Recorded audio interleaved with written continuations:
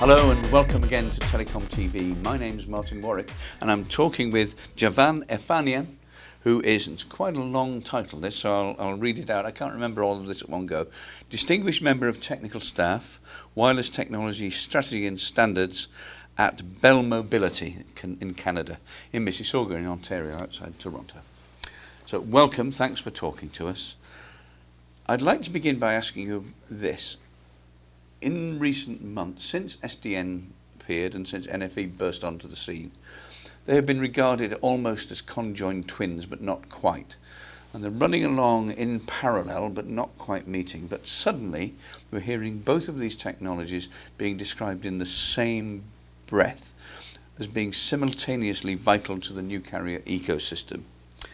First question to you is one of these partners more equal than the others? Or the other?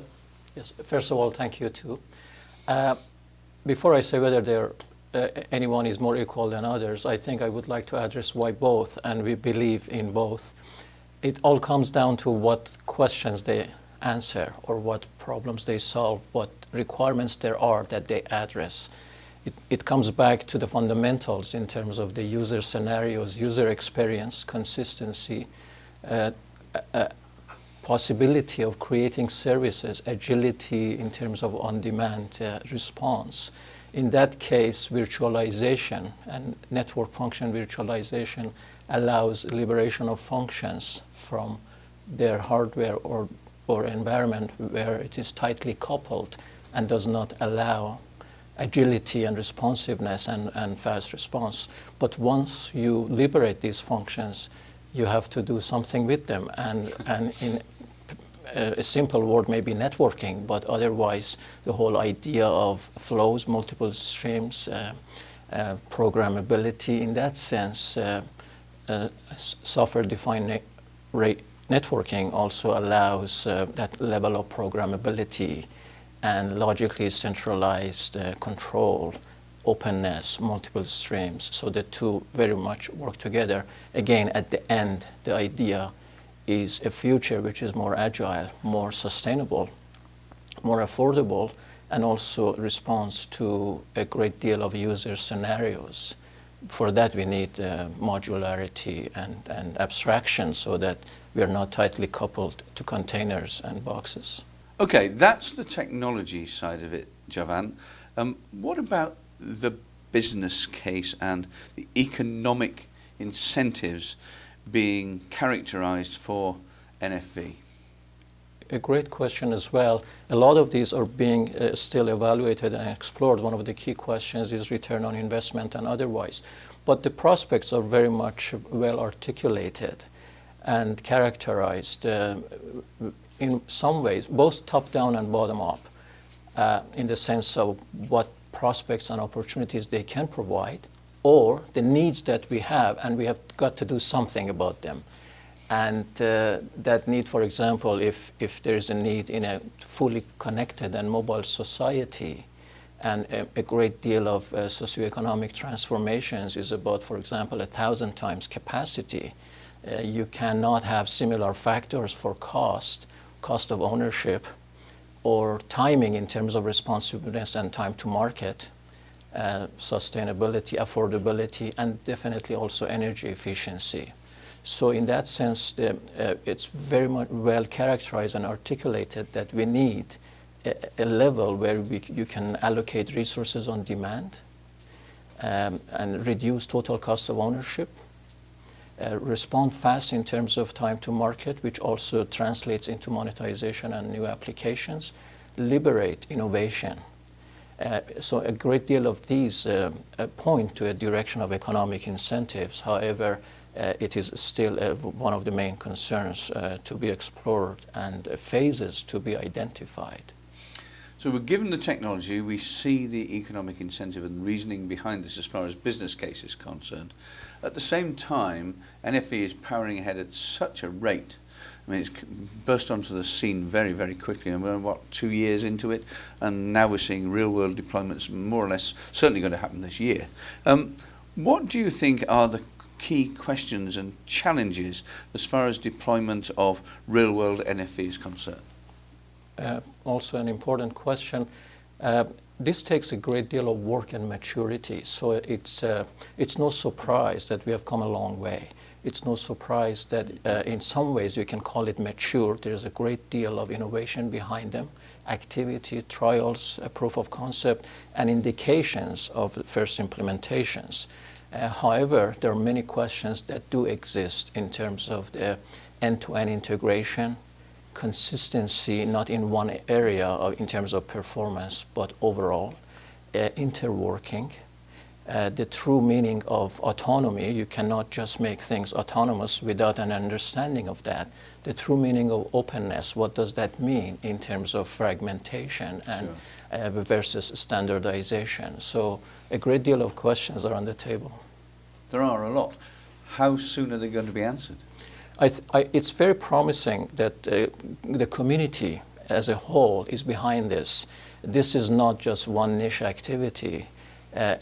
The entire community of providers, of service providers, of enablers, of business community, regulators, others, understand the significance of this. And when we talk about vision of 2020, one of the questions obviously is how the gap is filled, and these technology trends point to that direction. So everything we have also here in conferences, in literature, and in interviews such as this, point to that direction, that a great deal of these are identified, and there are many proof of concepts that are undergoing as we speak. Of course, behind all this, there's still a big question about OSS. How do you think NFV and OSS will be integrated to enable true end-to-end service orchestration? And what about the role of automation and self-organizing networks and the evolution of big data? I know it's a big question, it covers it, but it's all part and parcel of the same thing. Actually, they are, because when we look up to the application layer and look down to the resources and allocating resources as needed, there is this middle part that may be identified as different pieces, but you need to enable the services, you need to enable the business, you need to orchestrate. And in orchestration of all these different pieces in a fully heterogeneous environment, you cannot do this without a self-organizing environment. Of course, as I said, there must be an understanding of what that autonomy is, but it's almost like a light going through the network, scaling up and down, balancing the load, understanding what the application needs to allocate accordingly. So for doing all of this, the end game should be seamless. It's not about just NFV or OSS or something else, but it takes its phases. The initial phase identifies certain interface to the legacy systems, to understanding the management of the system, but that cannot be left at that. There are certain phases in terms of service adaptation an abstraction layer, such that we can allow the integrity of some systems and go above that to make things happen.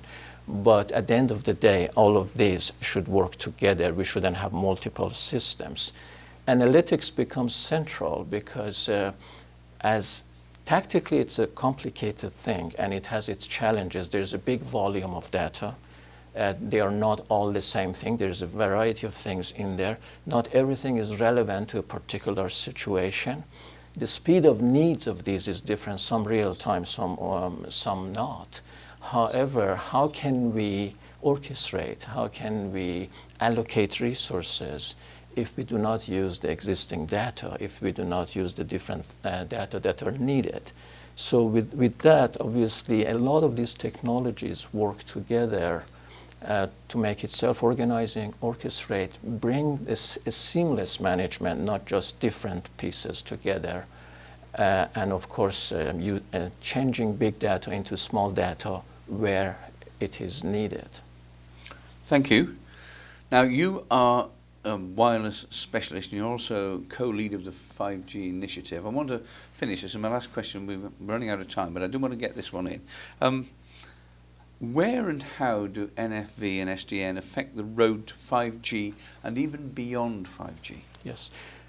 First of all, briefly, as you know, in terms of NGM and Next Generation Mobile Network, Bell Mobility has worked with the other operators around the world as members. And that work is ongoing. However, the first white paper is already published. Obviously, when we talk about the context for 2020 and beyond, then we develop use cases and user scenarios and business models and possibilities. There's a great deal of variety and variability and vast number of requirements which are no longer just a system requirement. To do this, the question is, what is the gap? And to fill those gaps, there are technology trends such as, and very central and native to this, is network function virtualization and software-defined networking, so that we can get to that.